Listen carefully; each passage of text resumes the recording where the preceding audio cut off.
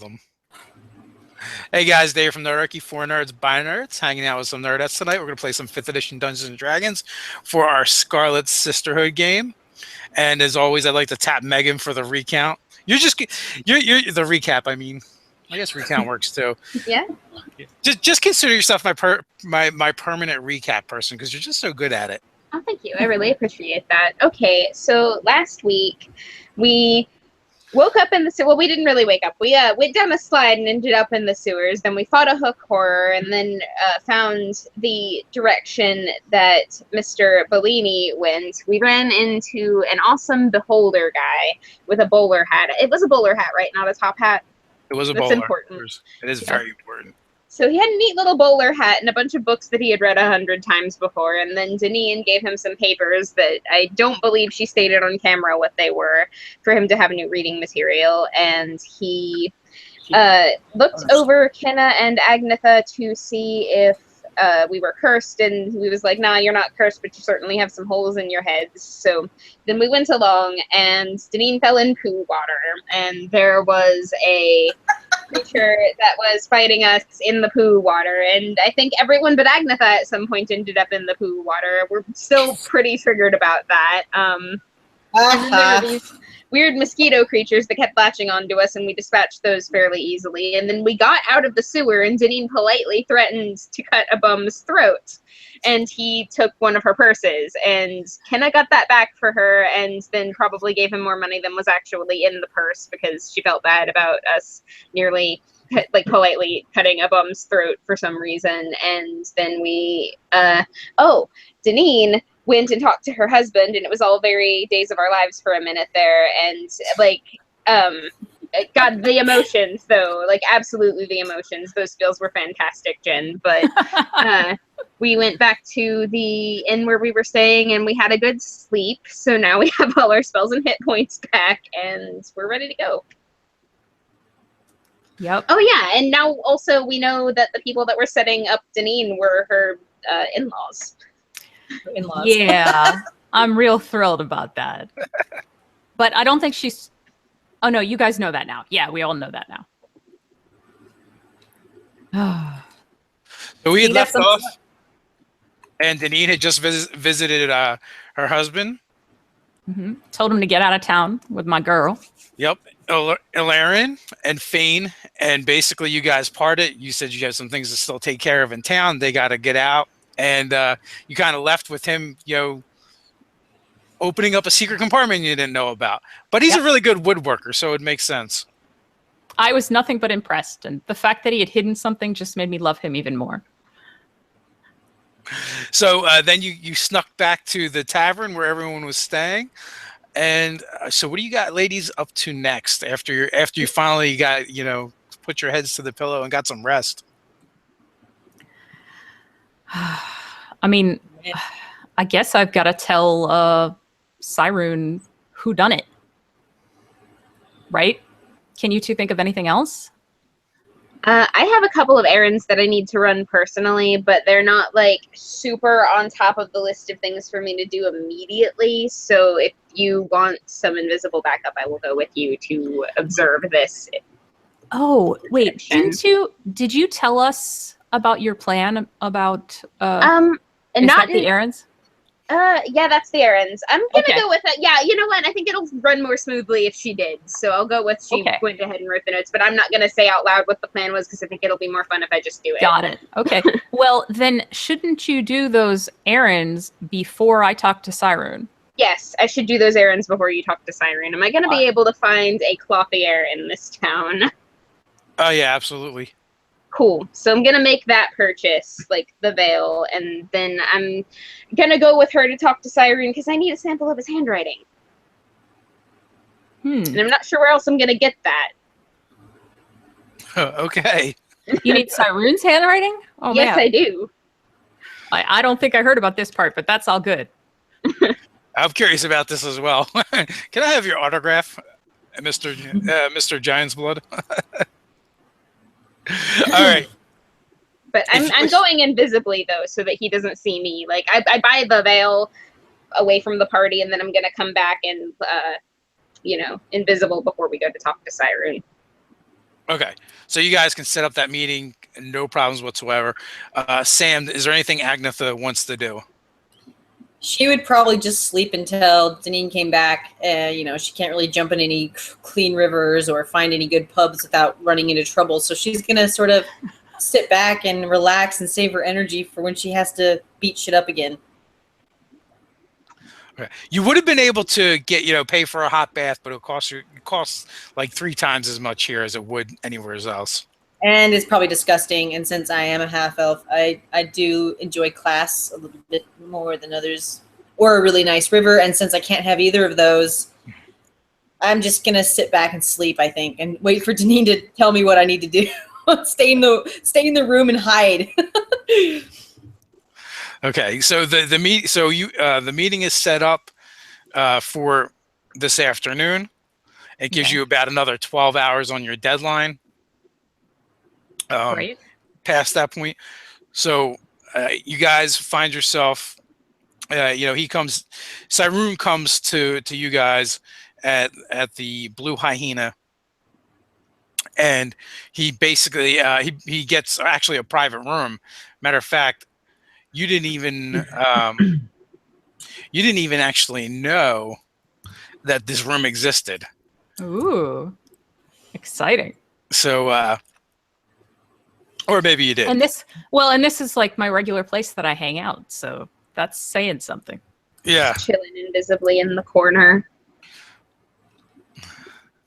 I have Monty with me, so he's going to keep me company. I'll protect him. Yes, thank you. I appreciate this. Monty might protect you. He's a badass. He is. He's my little poochie pooch. He got some good bites in last session. He did. He even critted at least once. He's like a superhero dog. So you're guided into this back room. Kenneth follows you stealthily. Siron is there by himself. He doesn't have any of his lackeys with him. Ah. Does he have a bag? Does he have a bag? Yeah. No, he's got belt pouches. Anything big enough that he could fit a piece of paper in? Doesn't seem likely that he's got anything written down on his person. He doesn't really look like much of a writer. Oh, good. Okay. Not a lot of people in this town probably are. That's putting a little bit of a monkey wrench in my plans, but I will figure this out. Do continue. I do not doubt you will. All right. So, with that, Siron says, so you've asked for this meeting. Do you have something for me? Yep. I figured out what's going on. So here's the deal. And I've got various material evidence of this if you need it. But I somehow suspect you're not going to be surprised. Which is that somebody paid Bellini to set me up. I don't think this actually has anything to do with you. I think it's basically about discrediting my reputation and trying to get me killed. Somebody doesn't like me much at all. It would appear so. But on the upside, that means that your business is probably safe from these idiots. Except that that does mean that Bellini willingly moved against your lieutenant, which was a bit of a surprise for me, since he's thus far been operating on the benefit of his reputation. We paid him a visit yesterday, as you have probably heard, that had a rather fiery conclusion. It's not very likely that Chump did it himself. Well, he arranged it for somebody. He probably had Olive do it. Maybe, or one of the independents. But yeah. So, what is your thoughts on this matter? We still have this unpleasantness in front of us. Well, we do, because you still have the reputation problem. On the upside, since I've been doing this job for you already, which people don't know what it is, but they know I've been doing a job for you. I can, since I've successfully concluded that job, we can always say that that has satisfied your business and you've taken care of the problem that led to this little misunderstanding. I still need somebody. I need a body. Well, I couldn't get Bellini, but I tried. So you think he might have used an independent or someone else? Would that be the person that you want? That would do. Or Bellini himself. You said you think maybe Olive? Maybe, but she's dead, so that does not help you. Too bad. I kind of liked her. Oh, wait a minute. I probably shouldn't have said that. Oh, well, let's say Deneen let that slip by accident. He doesn't, even though he said, too bad I don't like her, it didn't really seem that bothered. Right. So, and to try and kind of cover for that, she says, well, she's dead now anyway. So that doesn't help you. So you definitely need another person for this. Absolutely. What about Olive's body? Kind of might have burned that. That would be kind of difficult. Yeah, that doesn't help you. And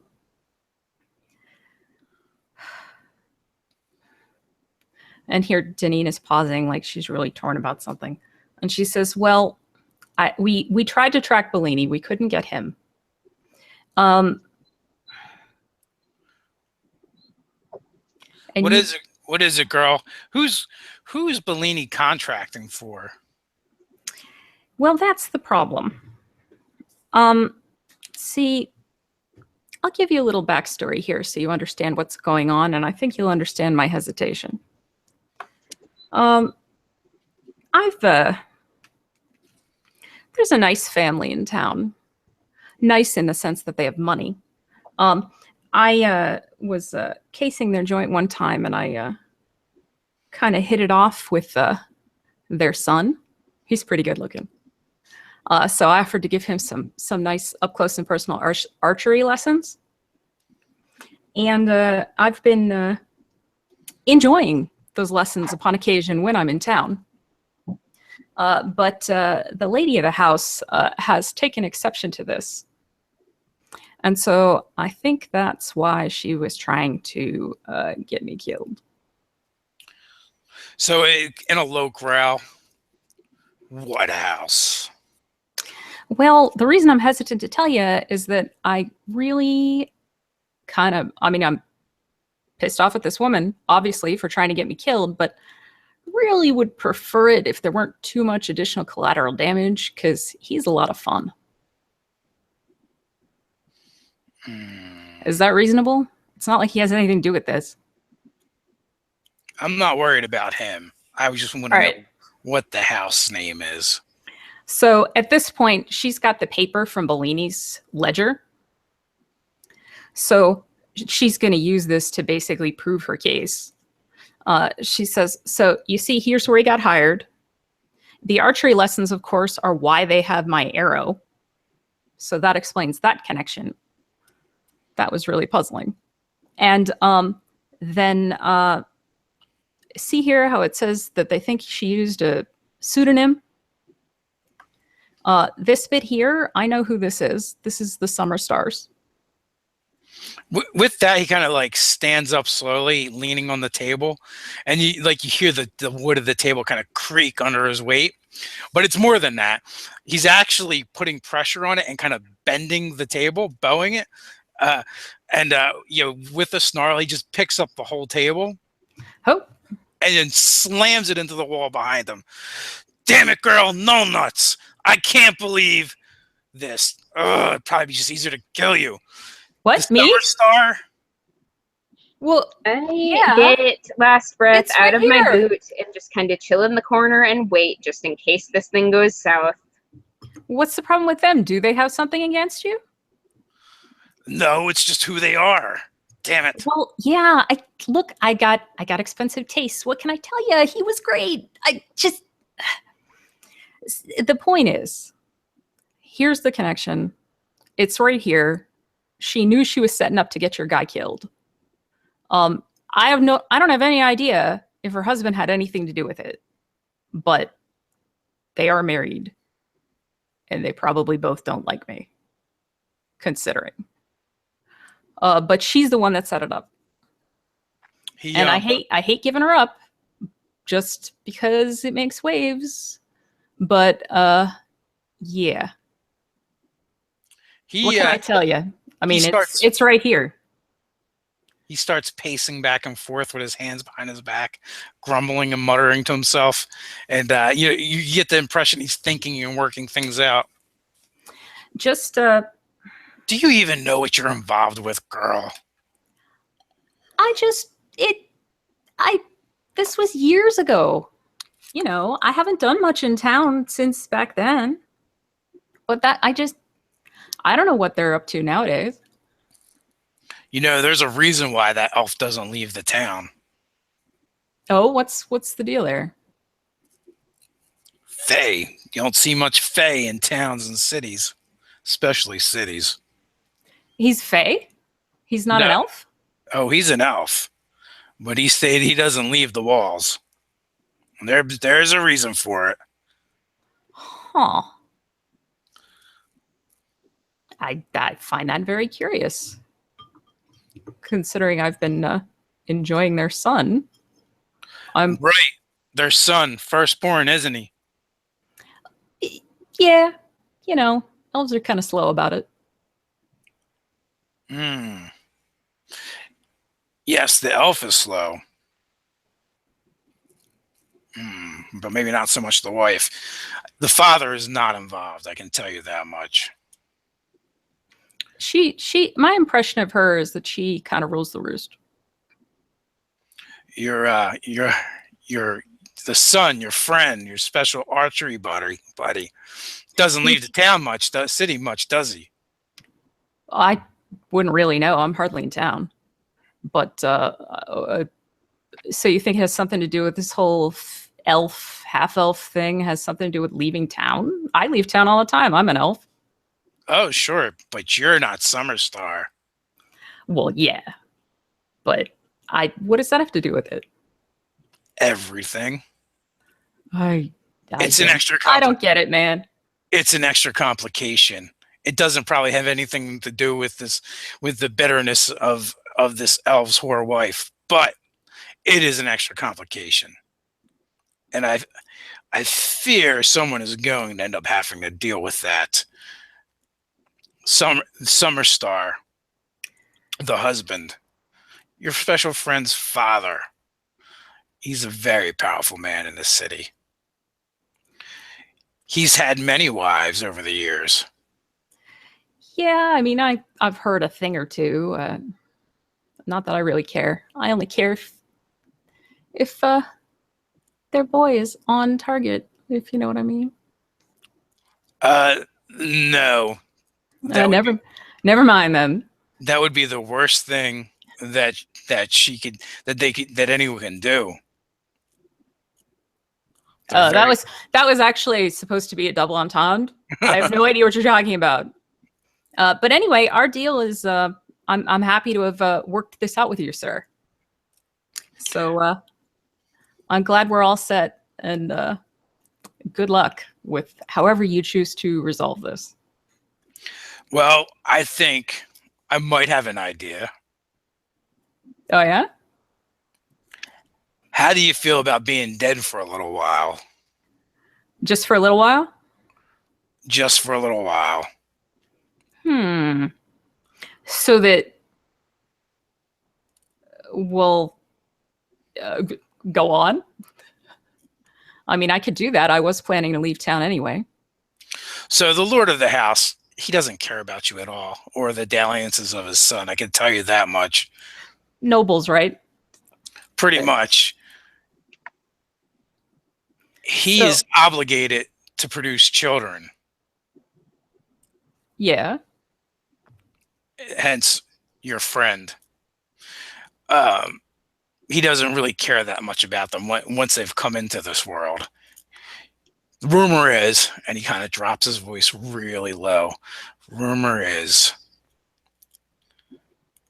He's been around a long time, even for an elf. Well, he's got to have other older children. If my boy toy is the first one, it's just from this particular marriage. Exactly. But that's still enough for his lovely mother to have some issue with me. It is and be stupid enough to cross somebody like you. It meets the requirement of being a firstborn for her. He's had many firstborns. Yeah. So how does me being dead for a little while change any of that? Well, here's the thing. This has nothing to do with him. He won't even notice. I can guarantee it. And I don't want him to notice. I don't want him to get wind of what's going on. If he does take an interest, it's going to be bad for everyone. All right. Is there anywhere in the room that I could actually hide? Yeah. Okay, I'm gonna find a completely obscured place because I need to cast Detect Thoughts. There's a flipped table right over there. Good, I'm gonna go behind the flipped table and cast Detect Thoughts on this guy because I want to know if he knows the real connection between her and her husband and is just trying to get her to go to him so that he can follow. Or if he's going to use an actually dead Nina as opposed to a supposedly dead Nina. There is something going on here that he's not saying, and I want to know what it is, basically. Yeah. But I can't cast that without going uninvisible, so I really need to hide behind the table first. Right. So I do that. I am wearing the veil, by the way. Okay. Okay. So you don't want him to notice something. I don't want him to notice anything that has anything to do with me or my operation. Well, and wouldn't it be solved then if I'm just mysteriously gone and she thinks her contract went off without a hitch? That's why we need a dead Nina. Well, do you really need a dead Nina though? I could just be a gone Nina. Well, we need you dead for a little bit at least. Well, I'm hoping you mean this as a trick as opposed to a literal prop. That's all I'm saying, because I've done some good work for you here. Come on, man. No, as a trick is fine. I don't require your blood in this matter. I can make myself look pretty dead. I'm pretty handy with disguises. I just need her appeased to think that whatever she was plotting went off without a hitch. Okay. So how do we set that up then? How would you like to publicly execute me? To be mostly dead, but not actually. Because that's the way to do it. Yes, I would happen to agree. So you're casting Detect Thoughts? Yes, I am. Are you going deep or just surface? I actually don't have my player's handbook on me, so I have to get the PDF out if I'm going to go any deeper than surface. So for now, surface. Oh, you have Roll20 up. Yes. Yeah, I've got it right here. Okay, what do I have to do to go deeper? So when you cast it, and as you can focus, you learn the surface thoughts, what's most on its mind in the moment. And if you attempt to probe deeper, they make a wisdom save. And if they fail, you gain insight into their reasoning, emotional state, and something that looms large. And if they succeed, the spell ends. But either way, they know you're probing their mind. Oh.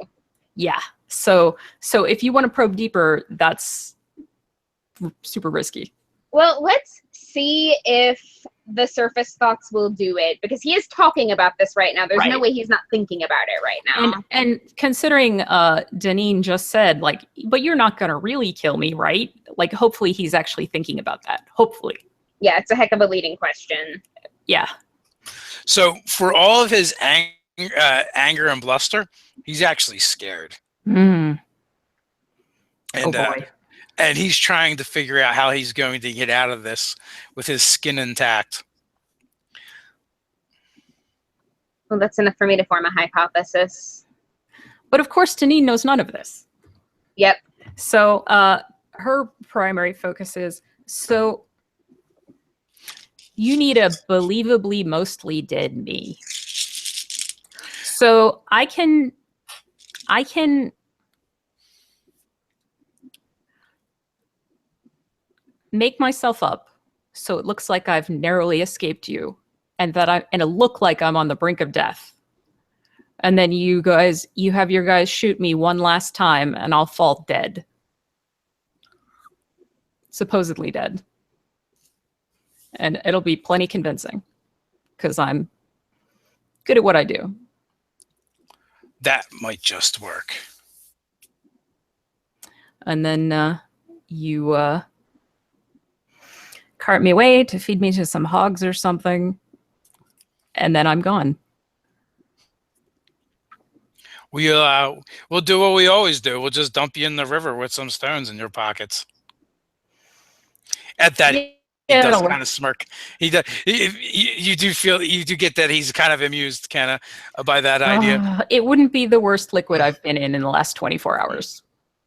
Also, kind of the fear that you get off of him. It's clear to you that it has nothing to do with the wife. Oh no, I've gathered that. But if I get a sense that I'm at any risk of actually dying,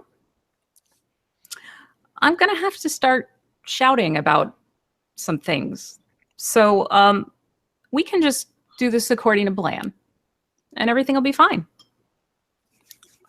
I am in agreement to this. You understand. I don't say that out of disrespect. It's just like, understandable precaution. That's all. It is understandable. And if this goes south or sideways, it's going to be bad for all of us. And I mean, I'm good with disguises. If I ever come back to Ryler, nobody's going to know it's me. Because that wouldn't be good for you, and that wouldn't be good for me. I would recommend you just don't come back, but that's on you. I understand that recommendation, but we do have a good working relationship here, so it wouldn't hurt to keep it that way. Just in case. So then, tonight, in a few hours, we'll stage this thing. In the dark? Don't you want it to be visible? I want it to be believable. We'll do it in a tavern. All right. So what I'll do then is I will let's see. Where are we right now? We're at the River Scum Tavern. So I'm going to go back to the Grungy Goblin. Okay. And I'm going to be desperately asking around, trying to find Bellini and not finding him. Because I was trying to do this job for you, and I am not succeeding. Because I don't know. I'm trying to paint this picture that I was set up, but I haven't been able to draw any connections. And so as a result, you come to call on me with an answer, and I don't have one. Wait, no. I don't want to do that at the Goblin, because my friends there are going to try and actually defend me, and I'd rather them not get killed. Let's do it here. At the River Scum. We can do that. I used to be a pit fighter, So sometimes we had to make it look good. So we had a couple tricks of the trade that we use. Now, I ain't gonna lie, it's gonna hurt, but it'll look real.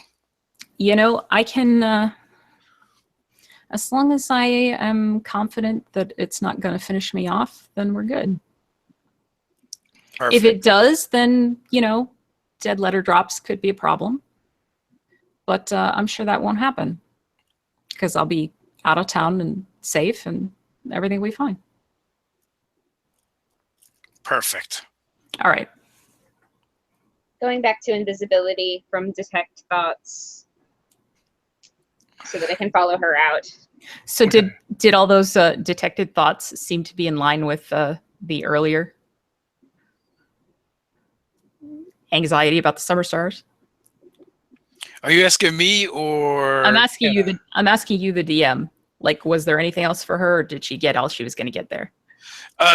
Basically, he was terrified of Lord Summerstar, and annoyed about the Lady Summerstar, And that was that was the gist of it. But Right. you know, the fear that he was showing from Lord Summerstar was very deep and primal. Great. Okay. Well, Denise is cheerfully oblivious. She says, well, you know, it's a pleasure doing business with you. And I always appreciate somebody that can understand the value of making a good deal. Yeah, about that. I think you're going to owe me one later, though. For not murdering me, for sure. Absolutely. That's a little difficult because, as noted, you'd rather me not come back to town. But I think that's reasonable. And with that, he flips you a copper coin. Okay. Just hold on to this for me. I'll make sure it doesn't get lost. He's 400% tracing that thing. Which is why she said what she said. So if you look at it, it doesn't look of like any coppery piece you've seen before. Interesting. So what is it? Should I put it somewhere safe? I would if I was you. Okay. It'll let me get in touch with you if I need to. If I'm ever in the area, I will have this. Excellent. I suspect you will.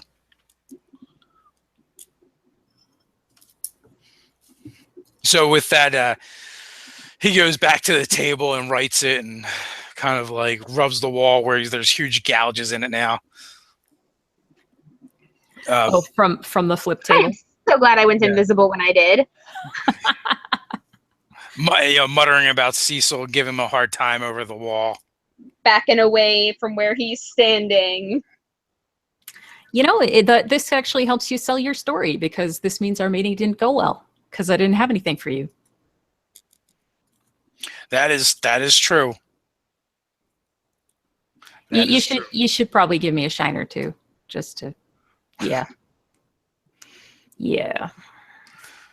I does hate to hit a lady, and then his hand flashes out before he even finishes. Okay, catching you across your basically his hand's basically the size of your head. So Pit fighter, man. No wonder you rose to where you are now. yep. Sorry, you're gonna feel that for a bit. That's the idea, man. There's some things that aren't so easy to do with makeup, and this is one of them. Oh God. Okay. Do we know that you sent him away? Did you tell us that? Did you tell us before you left? I mean, like you. Oh, like when she came back to the room. Yeah. We were writing notes because she was too terrified to say anything out loud. Yes. So I think that she would have given you the scoop of how that was. Just assume. Good. Then, because that makes a difference as to the conversation that happens after this one. Just setting up in my head. Okay. All right, so I'm gonna get out of here. all right, you get out of there, head back to the room. So as I get out of here, I'm commenting to Agnetha, since she's the only one visible. She said that could have gone better. I don't know what we're gonna do. I can't get out of town. I've got to find Bellini. Yeah, this is not good. Basically, just selling this for anybody that as she's passing through the bar. Okay. Let me know when we are in a safe and private space. You guys are there as soon as you want to be. Agnetha's just gonna let Deneen know that she's gonna help her however she can, and just sort of be her spine for when she needs me. So,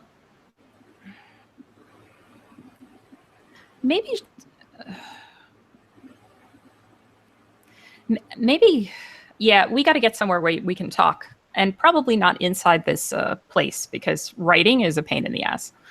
So how about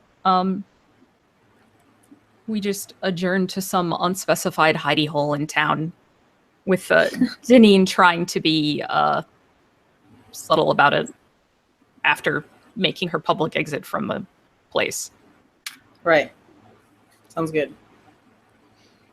Okay, I am staying invisible as long as possible.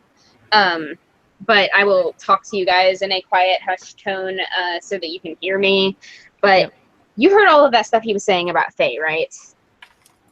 He was really legitimately scared, and I don't know if you know this, but Firstborn is kind of a big deal when you make pacts with Faye, and you sent him out of the city. So we need to know where he went, and we should probably take care of that. But you can't go anywhere because you just set this thing up with him. What's our plan? What are we going to do about this? Because we need to do something. Well, but wait. So that's what he was talking about? You think his dad made some kind of like deal with a Fae? He's in the city where the Fae don't usually go, and Siron was really scared. I probed into his mind. He was terrified, but not of the wife. Dave, has my husband ever been out of town before, as far as I know? Not that you know of. Oh, okay. That's then suddenly Deneen is looking fairly alarmed here. Not only that, every time you've constantly been like, hey, this is going to be the time we're going to get out of town, and he's always been like, yeah, okay, and he's been totally fine when it falls through. Well, but I thought that was just part of what we were. But he's always said he would be willing to leave with me. I wonder if he doesn't know. That's a really good possibility, but the thing is, we can't leave him without backup, and you can't leave town right now. You can't not show up when you said you would. That's a bunch of lives on the line. He rattled them all. But I think I need to go talk to my friends at the Grungy Goblin to tell them that this isn't going well, and if it really doesn't go well, I don't want them trying to take revenge or anything. Because, of course, it's not going to go well. That's reasonable. Okay, so what we need to do is figure out what our resources are and where we need to put them right this second, because if it's a Fae involved, that is serious business, and we don't want to play with that. But this is serious business, too, so... I mean... There's 3 of us. We could... I hate the idea of splitting up. That's such a bad idea, but it might not... that might be our only choice at this point. Especially since the Rusty Blades are still going to be looking for me. I have to make a show of looking for Bellini. Right.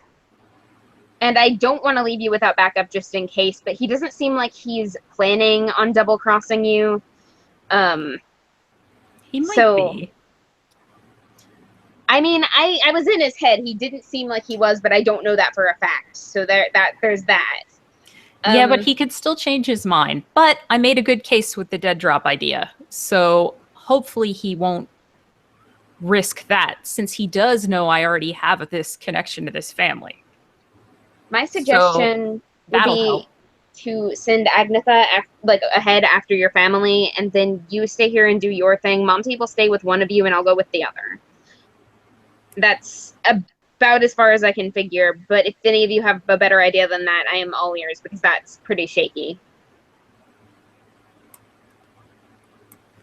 I can't think of anything else. And what about your plan? Well, with the getup. This is a way bigger a deal than that. Like, this is fake we're talking about. This is not. I guess I know the background of like where we come from. I know exactly where we are, sort of, because of where we came from. So I could help your family escape if you needed me to, and at least it could be like me and Monty and even Kenna, or I don't know, Kenna, you might want to stay with Deneen though. Yeah, so you both need backup. If it helps, I sent them to insert name of village here. So that's where he should be. I mean, I'm assuming he figured that much out. Right.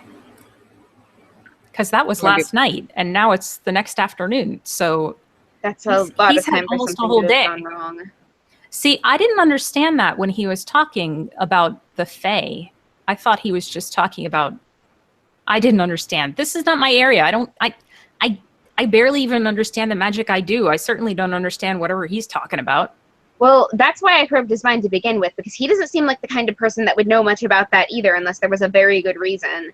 And if he doesn't know what the relationship between the two of you is, then he would have no reason to hint at that to you.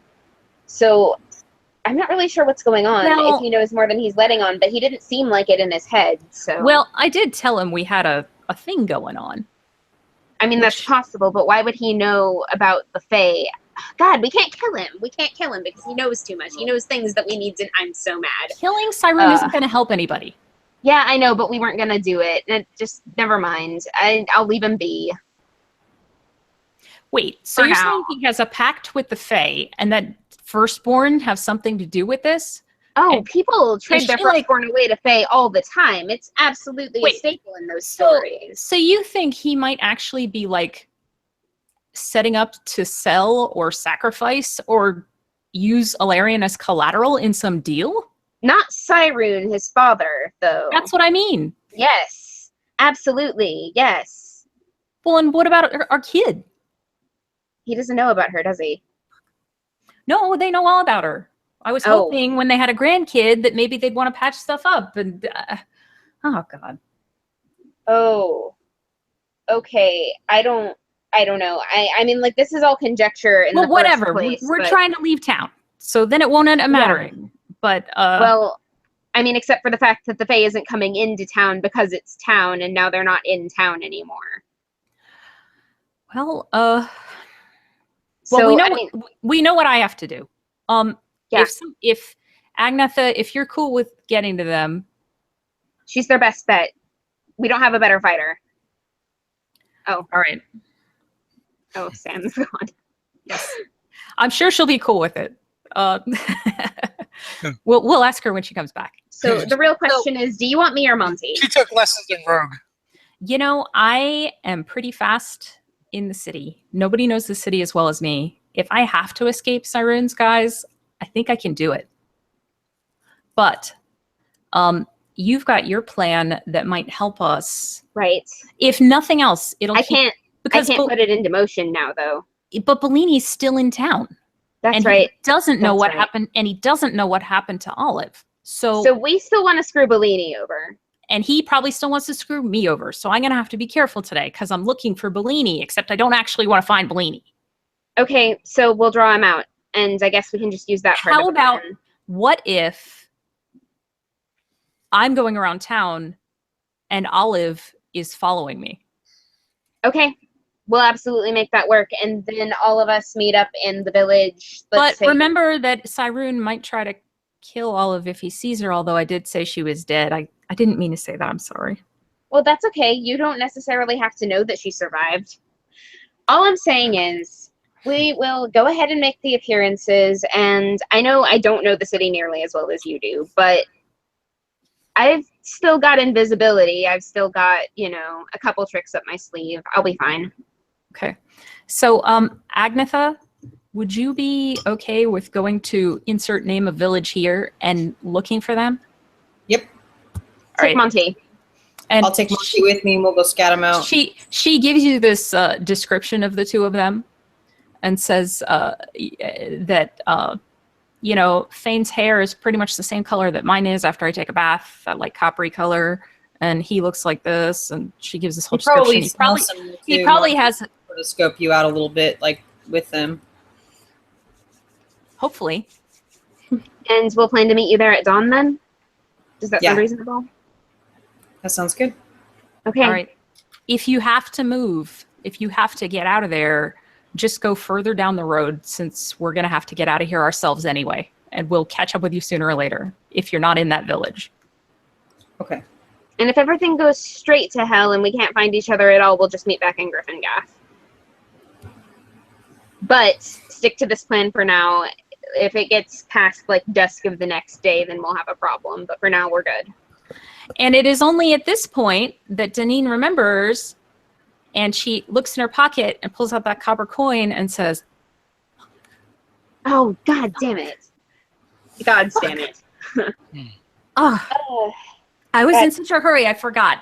Maybe it's not. Maybe it's not on all the time. Maybe it's not on all the time. Maybe it's just a tracer. He doesn't look like a mage. I don't know. I don't think listening to it is gonna.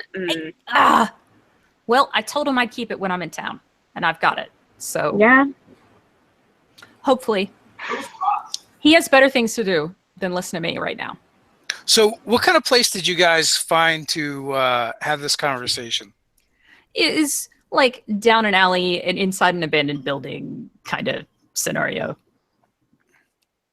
Okay, perfect. So, Agnetha, you're cool with that? Is there anything else I could do to help you? A bath? I'm just joking. No.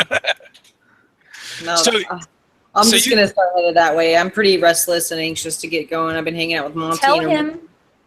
Tell him, you know what, here. And I'm going to write a real quick note. There you go. So that he actually knows that this isn't like somebody sent to kill him. I don't know about the note, though. What if I get gang raped and someone steals my notes or something? It's going to be my handwriting, and it's not going to say anything revealing. There we go. Okay, good. It is a grocery list. You going to give him a love note? Oh, it's a girl. It is a grocery list, Okay. which doubles as a love note. It's complicated. So, Only something he would know about. Make it Yeah, completely random and weird, and then it's- I'll hand it to him, and he'll be like, Yeah. yeah, that's my wife." grocery lists are kind of a thing because I'm not always in town for very long, but when I am, I like to shop for us, and so we like. Don't worry about it. The point is, this will do it. This will do the trick. Cool. All right, I'm gonna head out then. So- Stealthily. So you guys are, making your plans, whispering in this basically abandoned warehouse, amongst like debris. Basically, it's been kind of like boarded up for a while, and I'm pretty sure you all have decent enough passive perception checks, that you actually hear sounds from outside, and just before, like at 3 different spots in the building, the windows or doors are just kicked in. Oh, great. Should we try to vanish? Can we get away? Or hell with it. I'm gonna hide. Okay, roll. You guys can roll initiative. Just drop it. That was terrible. Perfect. Yeah, that was 28. terrible too. I got a 6.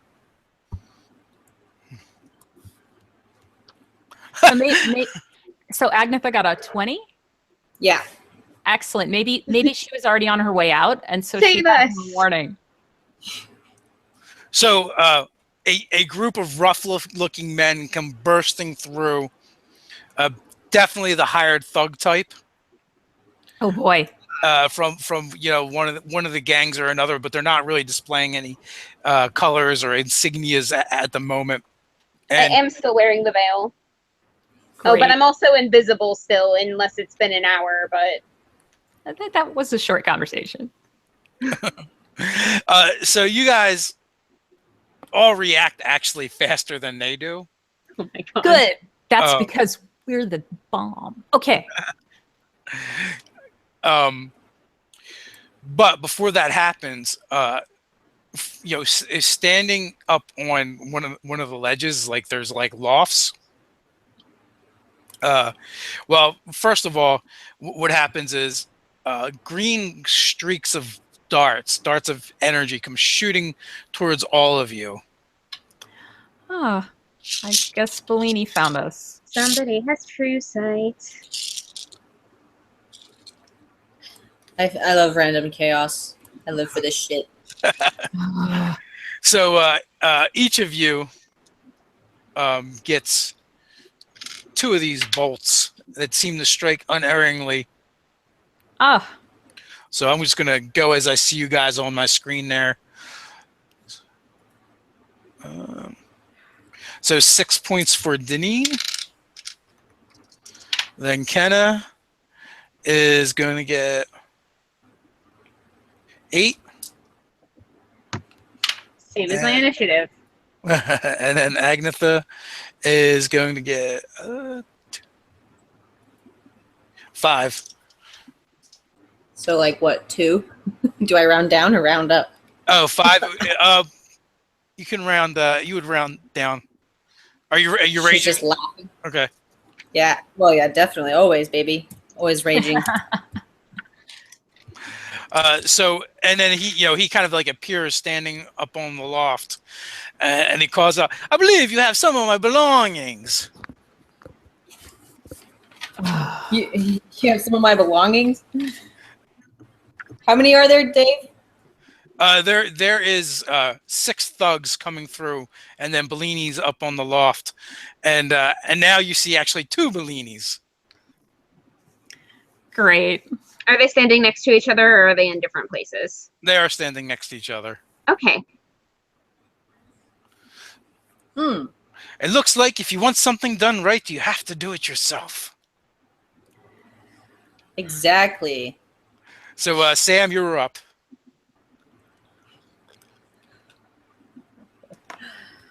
All right. So, did you guys come for the party, or she's gonna start sort of approaching them and making sort of casual, unafraid comments to them and conversation with them as she brings out her glaive. So they're wearing leather jerkins and basically they have heavy wooden clubs with they're basically studs in it.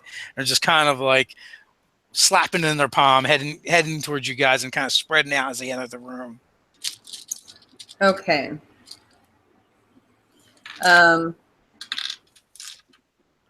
So I'm just going to say something stupid like that's what she said and start going towards them with my glaive. The Okay. 2 Bellinis. So the Bellinis are basically like 15 foot in the air on the loft. Oh. You move to the ladder, or or if you want to kind of like run and jump and try and pull yourself up, you could do that as well. Can you explain my surroundings a little better? I think I'm a little confused as to where I am with them. Like, I'm in a building, right? Like a kind Correct. of broken. It is, and it was a warehouse, so it's kind of open. In several places, there's lofts above you guys. Okay. Pardon me, about 15 feet in the air. Agatha's gonna parkour up the wall and go at the 2 Bellinis with her glaive. Okay, so give me an athletics check to see if you can get up there. Okay. 22. Oh, easily. Nice. That was awesome. I think you basically use your glaive and pole vault. That is a really cool visual. That's awesome. That's some sweet Agnetha styling right here. Right? Okay, so she's gonna parkour up the wall and be like, something like, "Or you asked for it, boys," and she's gonna just jump into their faces and like come slicing at them with her glaive and just basically intend to kill them. Okay, just a normal attack? I'm going to rage attack, and I'm going to also reckless attack. Okay. Just to add some extra oomph, since she's pretty upset that she got snuck upon, and no one does that to Agnetha. All right, are you going to use your Great Weapon Master?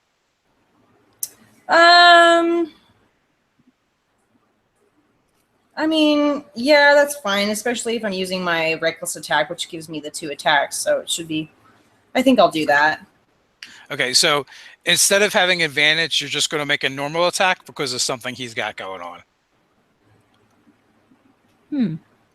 Oh, okay. Okay. Your advantage just canceled out disadvantage, so... Okay. Okay, so 21 for my first hit, or for my first attack. Oh yeah, absolutely. I'm gonna come in and get in his face. And one of the Bellinis disappears. And that would be... Oh, okay, awesome. So do I hit the one guy then? No, you hit him. Oh, okay. As you slam into him with your glaive, and as you do, the other one that was standing next to him vanishes. Okay, so it was a 14 to hit. So would that be 24 with that plus 10 with my Great Weapon Master? You mean to damage? The damage? Yes, that would be 24. Awesome. So he's sorry. He's very sorry. And you get another attack, and this time you will have advantage because the other Bellini is not there. That's a natural 20, so 27. And Wow. Oh, this is going to be good. then 10 to damage. If you rolled a natural 20, you had to do more than 10, right? Well, Oh. it's whatever she said and then 10.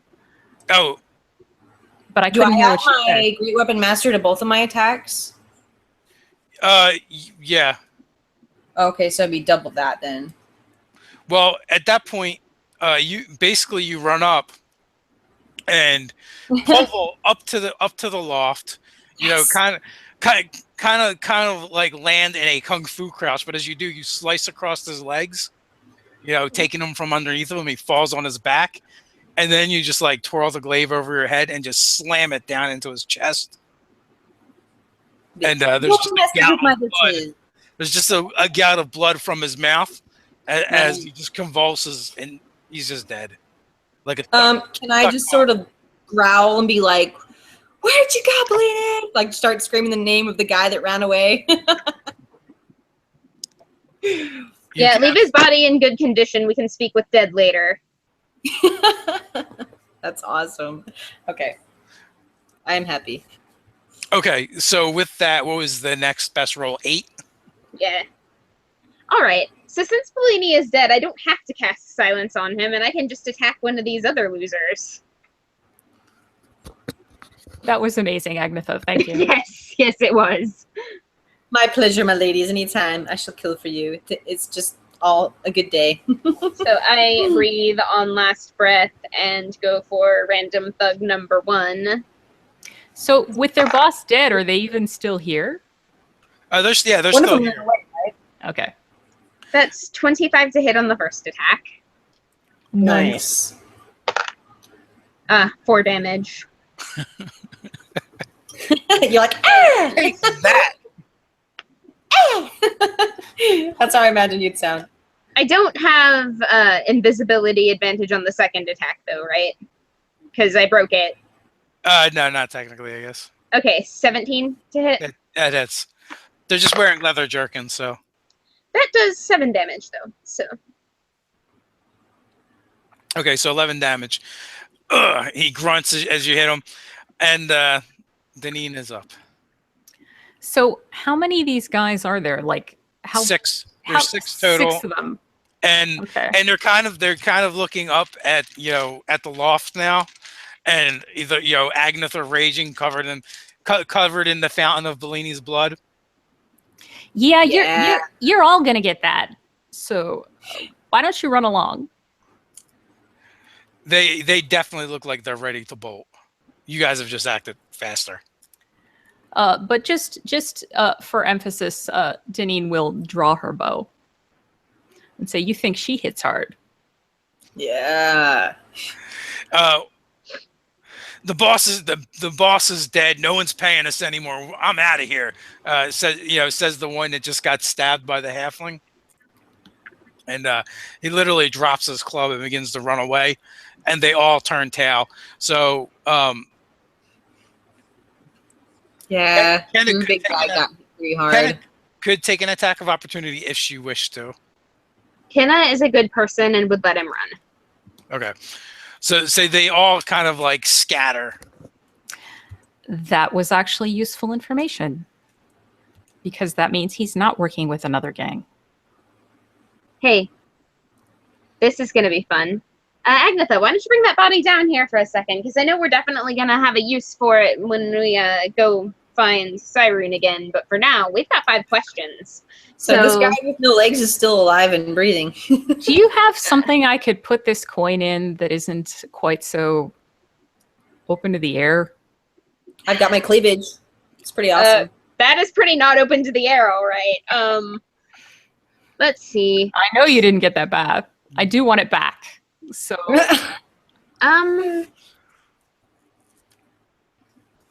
yeah, I don't know. right. I've got a pouch with a tarot deck in it. We could slip it between 2 of the cards and hope that muffles the sound some. Hopefully. Just so I technically have it with me. You have a pouch with tarot cards in it too, though. Oh. Yeah. Oh, that's right. I stole them from Bellini. Yeah, I'm going to put them in there.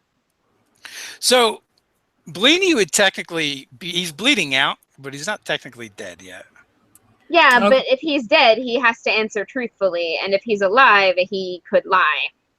And if he's alive, he could blow open this plan. That's although I could heal you if you're inclined to give us all the information. Well, he's You- unconscious. He's Look, like, You got no heal, leg, you bleeding heal, out. heal him, question him. I'll kill him again, and then you can speak with Dead if we need to. That seems like a waste of a spell slot. Oh, I mean, he's gonna die anyway. Let's just go ahead and end this really fast and speak with Dead, because you need to threaten his family or something. You need to scare his Somebody's family. gonna die. He's nothing but trouble, and he deserves it. And I'll just He stand here absolutely watching him deserves bleed. it. But I'll kick him first to make sure he feels it before dying. This You is know great. what? I mean, like, if he's gonna die anyway, and it's a case of we're just watching him slowly bleed. Sorry, am I being too loud? Sorry. Okay. If we're just sitting here slowly watching him bleed to death, then I'm gonna go ahead and put him out of his misery and then cast Speak with Dead. Allow me to take care of that then. Since Oh, he's please do. ruined my shit in this town. Yes. There So you go. yes, Deneen will take the last of Olive's knives and use that on him. I like that. Yes, Wow. I got some blood margaritas over here if you guys want some. without commentary. She just goes ahead. Blood margaritas. He did employ an evil halfling as well. So he's dead. Are you going to? Hooray! Speak with So Dead. dead. That's awesome. Yes. We get 5 questions. Speak with Dead. So Nice. So Kenna begins chanting and waving her hands, and as she does that, you see Bellini's like spirit begin to like rise out of his body, and it begins to like ascend. And as she finishes her spell, azure bands of like ribbon shoot from her fingertips and ensnare the spirit Bellini and slams them back into his body. And then he takes like a deep breath and kind of then moans in pain. All right. Hey Why? there. Why do you bind me to this place? I look to Deneen. First question's yours.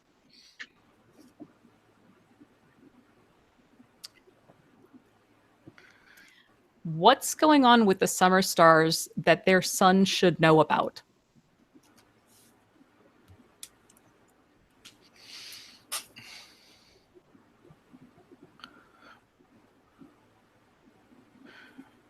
His mother wants you dead. What?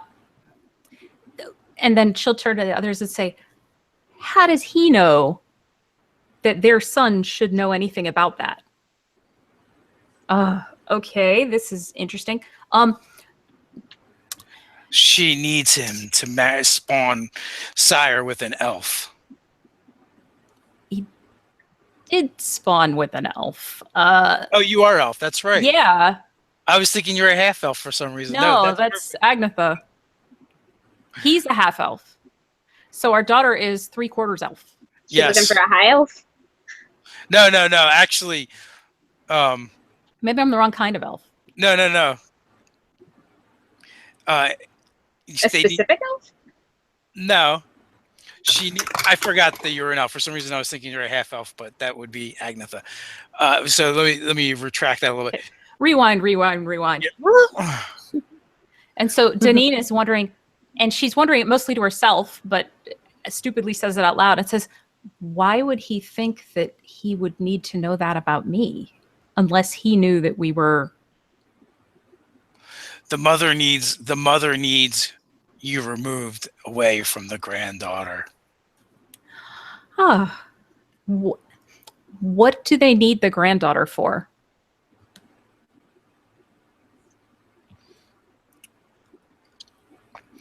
It is the firstborn of an elf. Oh, Just like the mother's firstborn. It is all part of a bargain. An old, old bargain.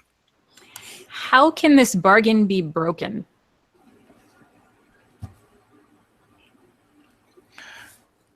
It cannot. The Fae do not go back upon their bargains. Ask for the exact terms of the bargain. Do you think he would know? Oh, he's dead. He's privy to much information. What are the exact terms of the bargain? Do the Summer Stars forfeit if they can't hold up their end of the deal? I do not know. My bad. I just know them. The firstborns are important, and Lord Summerstar has lived far beyond his years. Right.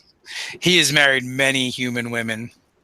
So he's, and I'll say this to the lady, so basically he's manufacturing firstborns so that he can sacrifice them or whatever on the regular. That's how this sounds. Yes. Great. Well, then if he doesn't get them, he's going to want them.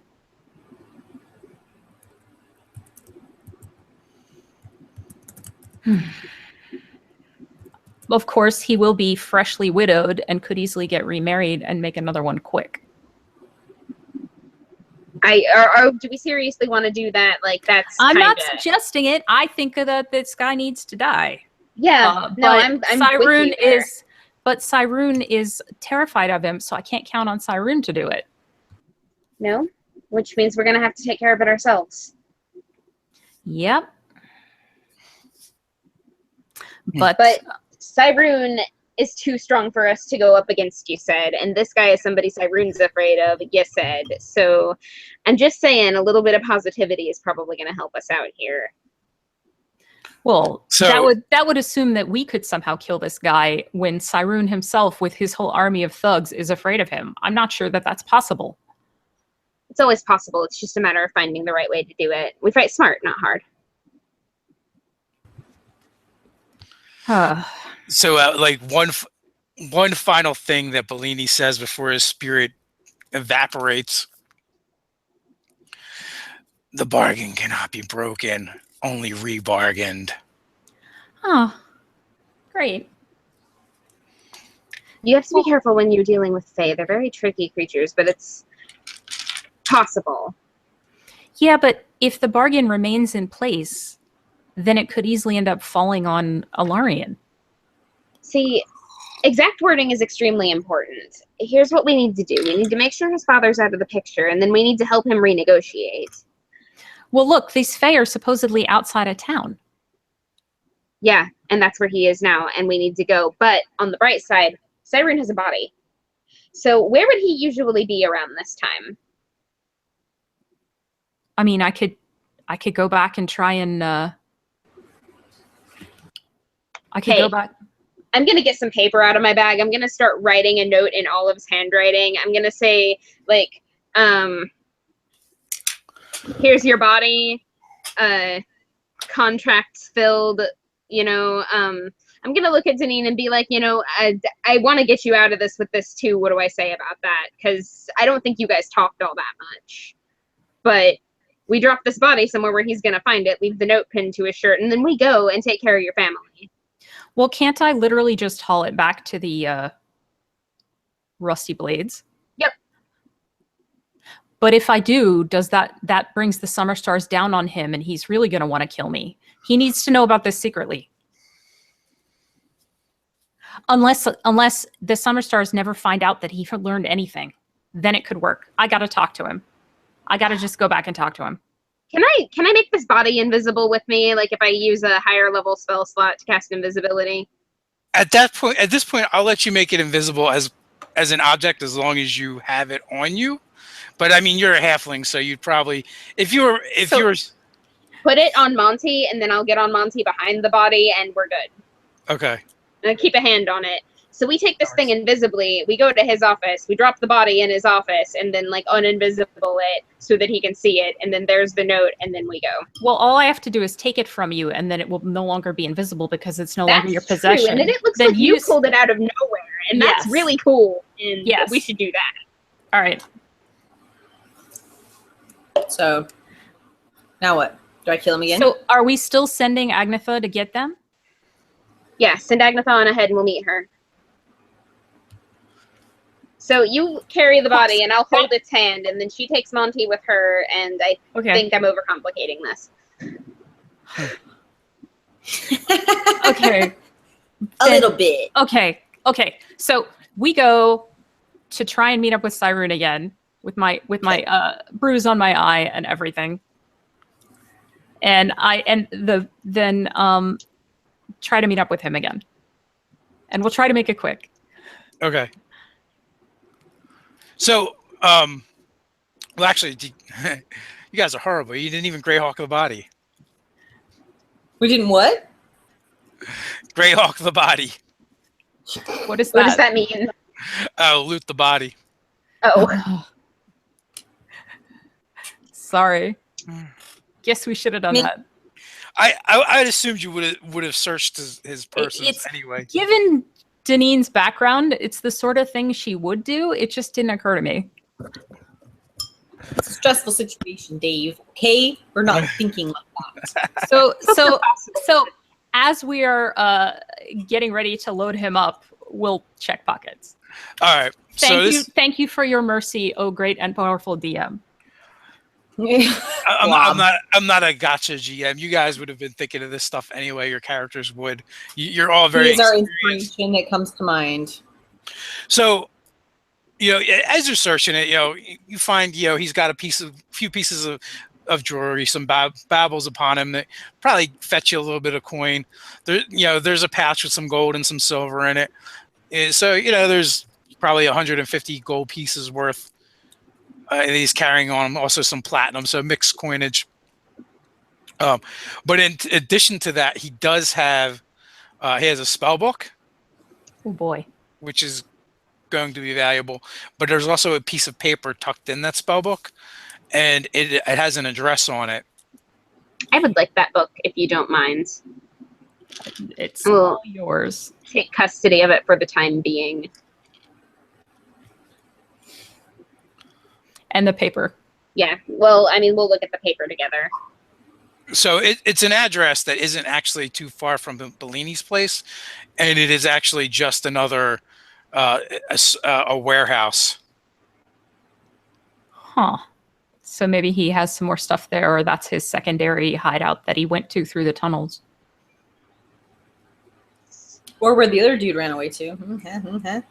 I think the other dude was an illusion. Yeah. He was. I'm so lost in the sauce. It's all right, Agnetha. He wasn't real. She's covered in blood. She's probably crazily making death runes on herself with all the blood on her. She's like, yeah, I'm gonna go get revenge now. Okay. So anyway. Let us continue. Yeah, we try not to be weirded out by the runes. This is what happens when Agnetha doesn't have a bath to be drawn. Right? Exactly. And when I lose my mind and I can't remember how I know runes in the first place, I'm just, drawing them on myself. Well, should we check out this address on the way back? Let's just GTFO. We'll put it on the list of things to do, but we definitely need the motor. Okay, so Kenna and Deneen beeline to try and get to Siron with Monty and the body. Right. And then we'll meet Agnetha. Agnetha's leaving town and hopefully not facing and Faye by herself. Yeah. Hopefully. Just hopefully. We'll catch up with you, and hopefully you'll know to fight smart, not hard. I'm gonna die. Oh, I really should have gone with her. But somebody needs to consider that. Always goes for harder, not smarter. Wait, that's what she said. Oh, this is just the best we can do right now, unfortunately. But all right, we'll try. Fine, leave me alone again. all to myself. I'm sorry. Okay, if I do use a higher level spell slot, can I just concentrate on the body with me and go in two separate places? Is this like a thing that can be done at all, or Once you're concentrating, you're concentrating. like okay, but like if I do use like a third level spell slot to make the body invisible with me instead of using a second level spell slot, can I not touch the body and it still be invisible? Yep, because at that point you're going to be treating it as a person and not a object, Okay. I guess. And if I go with Agnetha, that's not going to break range. No, I'm not going to Okay. do that. You can keep it Okay. invisible. Well, then I'm going to go ahead and go with Agnetha, and Janine can carry the So, invisible body. okay. Keep Monty with you, though, because somebody needs to carry the thing, and you don't want to look like you're laying down. Okay. Well, thank you, Monty, for carrying this burden. visible body. What a good boy. Oh, clusterfuckery of it all. I can't carry the body, but I can carry you. So I'm glad Monty is carrying it. My dog. I'm glad Monty is carrying it because I'm less strong than the average commoner. So yeah. Okay. Monty's All right. gonna be snack soon. So You're probably gonna have to shoot something with your So- bow and beat his ass. Okay, so here's the thing with invisibility. You can just cast it as a regular spell. It says person, which is technically a person. It's just not a living person. Yeah. I will let you touch the body and Yeah. concentrate on just the body, and that's the only thing that's invisible. Okay, I'm down with that. So Do I you still don't have to use a level 3 spell slot? No, just the same level. Okay. I just checked to see if it was self or not. It's not self, so you can actually cast it on someone else. yeah, excellent. Yes, I know. I did it to Janine last week. Yay. All right. So I'm gonna head to try and find Siron again. Okay, so a couple quick words on the street, and you can easily find him. Okay. Siron, I have your problem solved. Let's find some place to discuss this privately, however. Okay, and when did you pick up the pooch? He's been walking around with me the whole time, man. He's such a good boy. Yeah, But don't pet him, he bites. I So- say because there's a body on top and I don't want him to feel that. so do I. But well, good enough. All right. So does he agree to go somewhere private? Yeah, Okay. Siron. Change He- of plan. I he think you're gonna actually like it. takes you to one of his offices, so you're at one of his places of business. All right. I have a change of sample plan. his handwriting if you can. Yes. If I see a sample of his handwriting, I will attempt to sleight of hand that out of here. Okay, Um. there is some sitting on the desk. Oh, is there now? Okay. I say, all right, Siron. The good news is, you don't have to ever admit that you even know this has anything to do with the Summer Stars, because we just caught and killed Bellini. You now have a body. He's dead and can't even mention the Summer Stars. That basically solves your problem, because you know Bellini set me up. You can blame it on him, but you can be frustrated because you guess you'll never know who set you up, who set this up. But you can blame Bellini and you've got a body. What about the goods?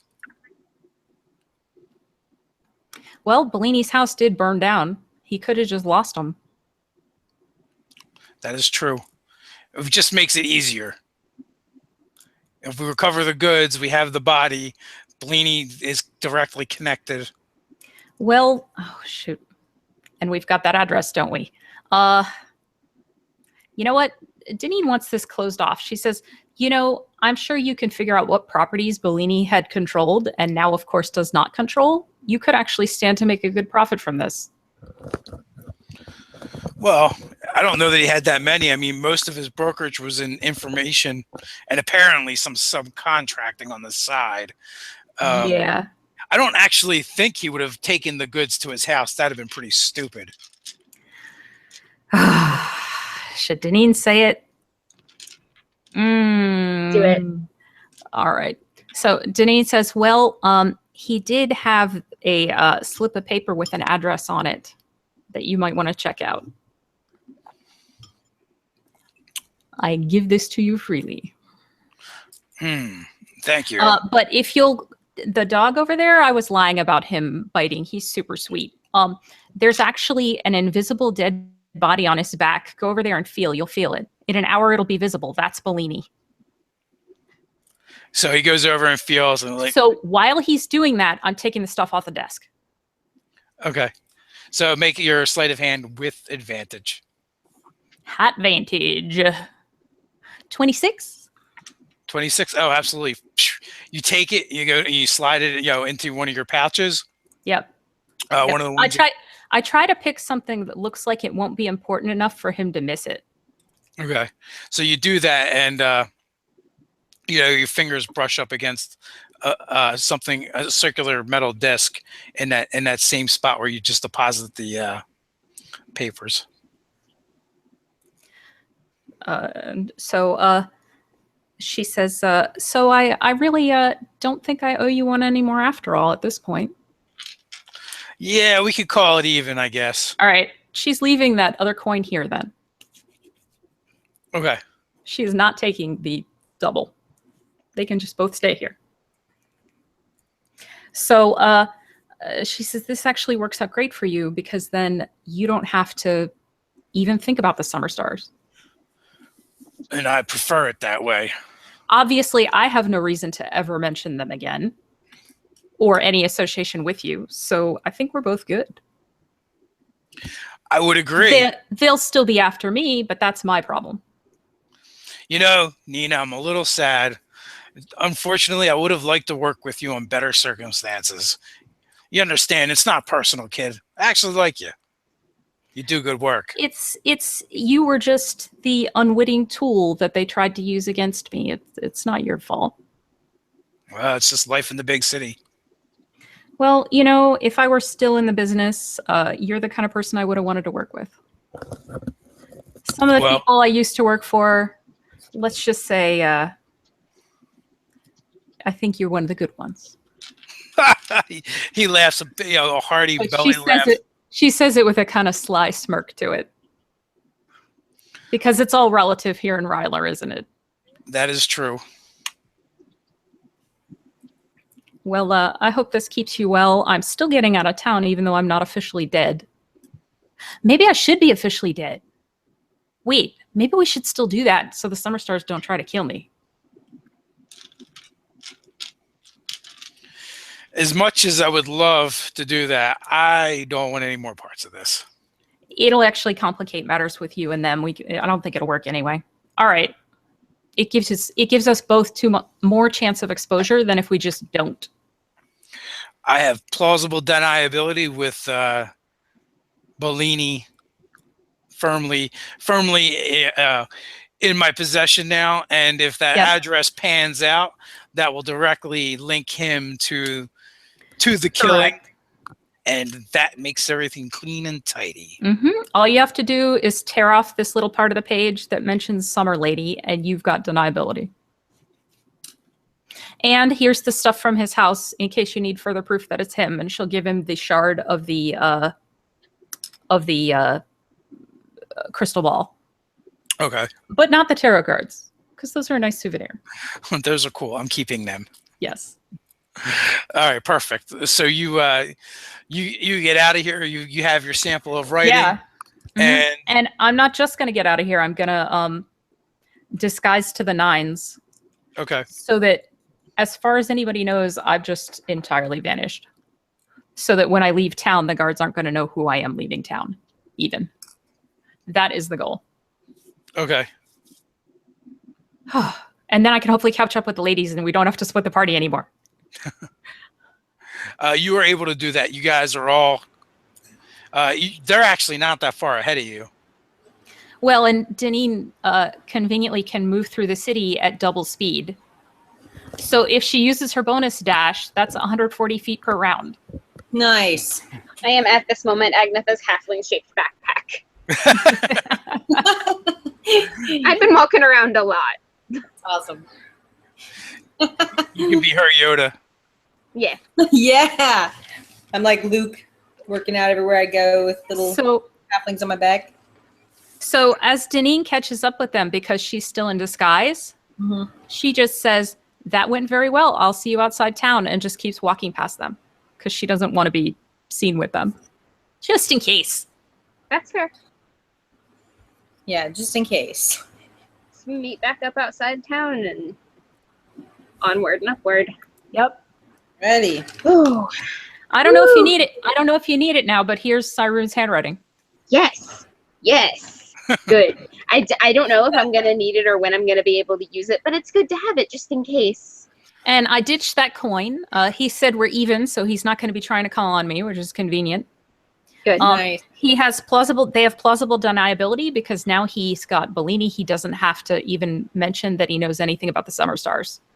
The downside is now I'm not dead. So if the Summer Stars really want Ilarion or Fane, it sounds like either of them would do, unfortunately, then we may have an ongoing issue there. Well, either way, we're going to have to screw him over. So, if they come after us, it just gives us a convenient excuse. We'll figure it out. Yeah. Always do. Yeah, we'll do what we can and try to get your family to safety. At least. Yeah, that's priority one. Get them back into a city. And Gryphongaffe kind of qualifies as a city. It's almost a city. It's city enough. City enough. It's city enough for me. So you guys, in a quick order, find yourselves in that little no-name town where Fane and Ilian is waiting for you, and you guys get there in a timely fashion. There happens to be a caravan in town that'll be heading out soon. Excellent. Nice. So Deneen, of course, still doesn't look much like herself at all, but she'll greet Ilarion and say, "Let's be a little subtle for now." No smoochy in front of anyone. No, because we don't want anybody who ends up coming looking for him saying, "Why, yes, he met a wood elf and a barbarian and a halfling." We gotta be Sounds like a all lucky minute. I'm a little paranoid. Honestly. What can I tell you? I'm gonna sit away from the rest of the party and be like barding with people. So Maybe I can pretend to be his little, sweetheart, and that way let's people not be do this.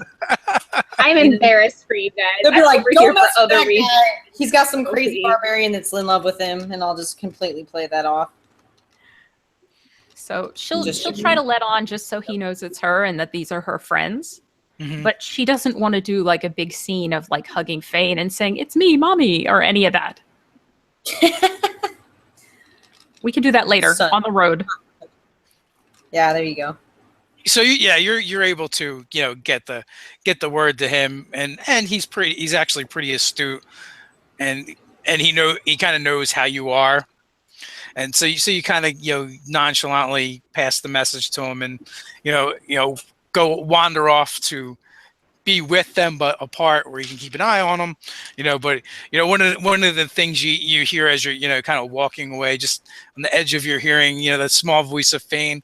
When are we going to see mommy again? How will she know where we're going to be? And And, there's just a little catch in Deneen's step, but she keeps going. Just like she has so Agnetha's many gonna, times. Agnetha's gonna hug Deneen and just be like, "Just stay strong. It's okay. We're gonna get through this. And It's gonna be over she'll- soon." I appreciate that, Agnetha. It's not like this is the first time I've walked away from them, but hopefully it's one of the last. So 3 weeks on with the caravan goes by. You guys are you deal with bandits here and there. More gnolls show up, but between the guards that are already amongst the caravan and yourselves, you make quick work of any obstacle you guys overcome, and before you know it, you find yourself outside the walls of Gryphongaffe once again. Yay! Yay! Beer! So here's my questions. Does her husband have a big heavy box with him? Like, what was that about? Do we know? You don't know. He might have something packed away in the caravan. Huh, okay.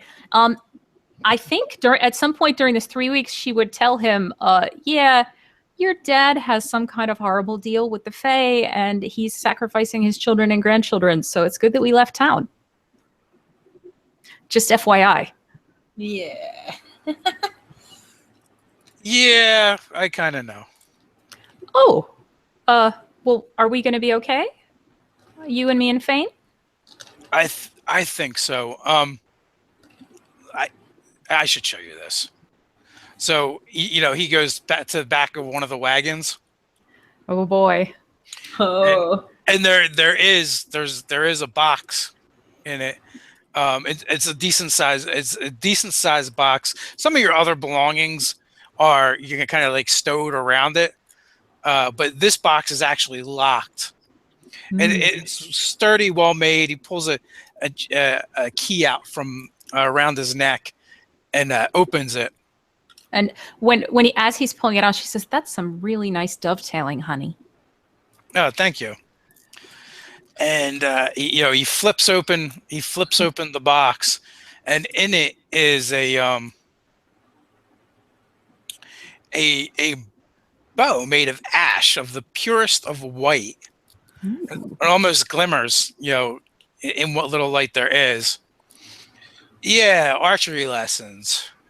Yeah, you taught me how to shoot, but you've never seen this bow before. It looks nice. And when he touches it, there's and kind of runs his hand along it.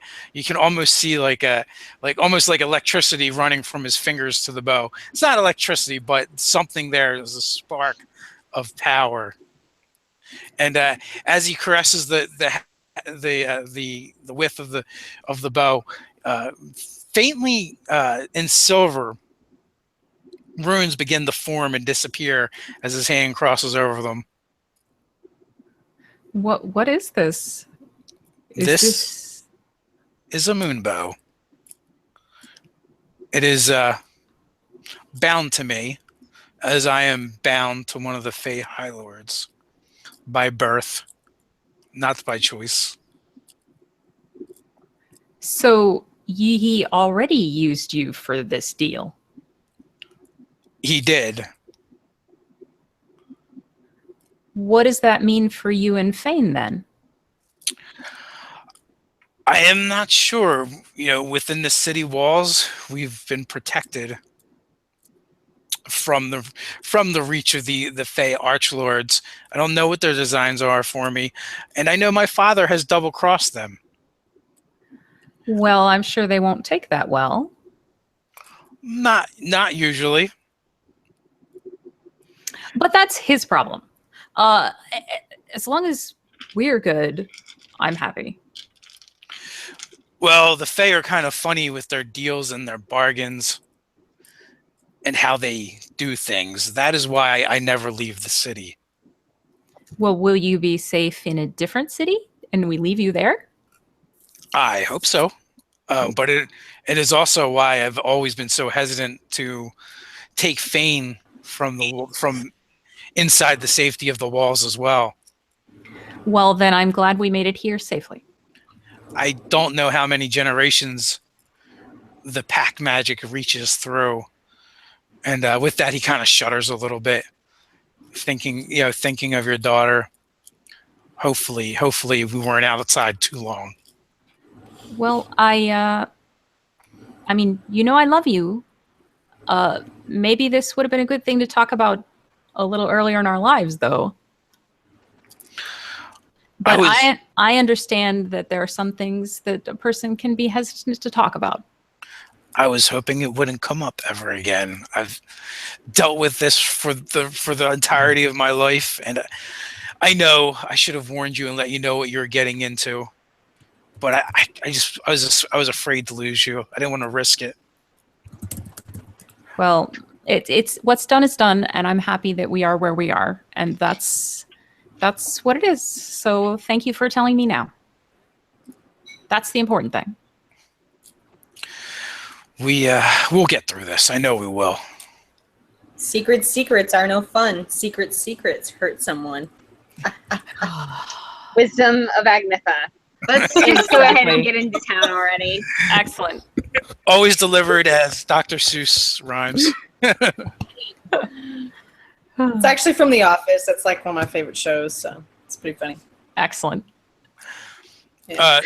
So with that, you guys do find yourself within the walls, and the halfling compound is like pretty much done at this point. Wow. So they're not living in wagons anymore? They've got... Yeah. My Bardo had better still be here, though. The wagons are still there, but they did have, like, when you guys had left, they had several partially built buildings anyway. So they've like settled and built cool like cob houses, I would imagine. Well, there's two buildings right now. One is like almost like a great hall. Nice. Where's my Bardo? They're going Viking with it. I like it. But, well, not great hall in the Viking sense, but, calming area, place for them to all be indoors for now. And then they will start building houses, which they've already begun. Agnetha's gonna completely just immediately run up to Midge and just start, asking for what? After giving her hug and bribing her with a foot rub, she's gonna be like, seriously? It's been a long journey. Before you guys can even get into the compound, though, you guys are assailed by children, halfling children. Oh, good. I'm gonna hug and spin them and tell them a non-scary part of the adventure and just We need some campfire time and some story time with our little babies. Oh, I love halfling children. Get a campfire going and sing some songs. And I missed these people. I missed my family. And I miss them too. They've become like my family. I love them. They are.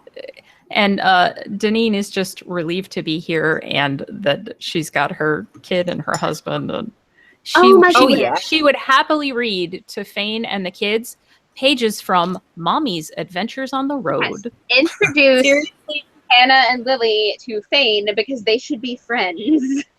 Excellent. So basically that happens. There's a homecoming. Lala Midge is there. Troll is there. You're just in time. The halflings seem to always be cooking a meal. So you're all invited to the table. Oh my god, food without roaches in it. I'm so happy. Yeah, the three of you, in addition to Fane and Ilian, you guys are ushered in, and basically instantly Fane and your husband is treated like one of the family. Aww. They even managed to scrounge up some tall folk furniture for them. I introduced you to the best leaf in all the world. Not the kids. Last time you tried to do this, you were kidnapped and married. Let's wait until the kids go to bed to do that, Agnetha. You can wait a couple more hours. We're good. Don't convince the troll of anything, and we just will leave that in the past. Also, one of the halflings brings you word that everything's been approved for the bathhouse, and it's not that he doesn't actually tell you. He gives you basically all the documents that are sealed from the town. Sitting over here in my corner, poring over these documents and paperwork. Yes, okay. Paperwork and permits. It gets you so hot. I mean, it does though. My penmanship is excellent. Let's. Nice. Yes, paperwork. Yes, paperwork. We're not being shot at. I'm good with this. Yeah, seriously. So with that, we're going to wrap things up right here. You guys can think about what your band is going to do next when we come back next week, same time, same channel. Mm-hmm. I want to thank everyone for hanging out with us, and thank you guys for playing. So until next time, guys, stay nerdy. Stay nerdy. Stay nerdy, guys. Thanks for hanging out.